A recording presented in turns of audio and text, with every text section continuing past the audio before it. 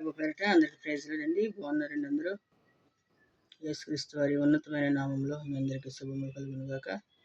ఈరోజు దేవుని వాక్యం కీర్తనలో 103వ అధ్యాయం.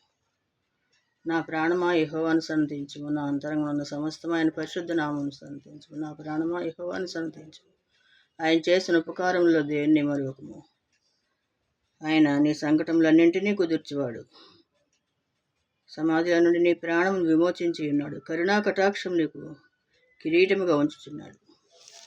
ఆయన్ని మనం ఎందుకు స్తుతించాలంటే మనం చేసిన దోషాలను బట్టి, పాపాలను బట్టి మనకు ప్రతిఫలం లేదు. ఆయన ఎంతగానో ప్రేమించాడు మనుషుల్ని. ప్రేమించి ఆయన శరీరం కూడా అప్పగించాడు. ఆయన సిలువలో ఆఖరి రక్తబొట్టు వరకు కూడా అప్పగించేశాడు. దేనికోసం? మానవుల కోసం. కానీ మానవులు దేవుని ప్రేమించలేకపోతున్నారు. ఆయన అంత బలియాగం చేసినా కూడా మానవులు దేవునికి దూరంగా ఉంటున్నారు. దేవుడిని ఏదో విరోధిలాగా చూస్తున్నారు. దేవుని ప్రేమను తెలుసుకోవట్లేదు. పడమటికి తూర్పు ఎంత దూరమో ఆయన మన అతిక్రమములను మనకు అంత దూరపరిచి ఉన్నాడు.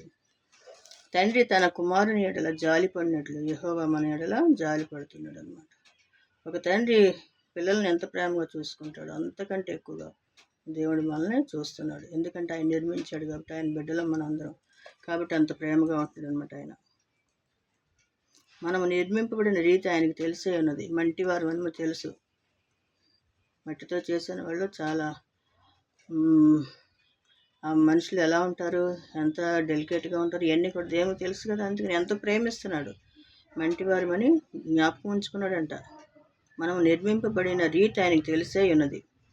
నరుని ఆయువు గడ్డి వలె ఉన్నది. గడ్డి పువ్వును సాయంకాలం విసిరేది కనపడదు, దాని చోటు అదే ఎరుగుదు గాలి వీస్తుందంటే. అలాంటి జీవితాలను మన జీవితాలని దేవుడు ఎంతగానో ఆదరించి కాపాడుతూ ఆయన కనికరాన్ని బట్టి, ప్రేమను బట్టి ఉద్ధరిస్తున్నాడు, కాపాడుతున్నాడు. కనుపాప వలె కాపాడుతున్నాడు.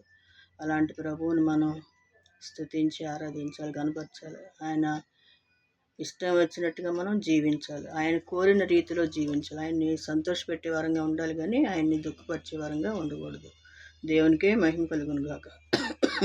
దేవుని కృప మీ అందరికీ తోడే ఉండును గాక. ఆమేన్.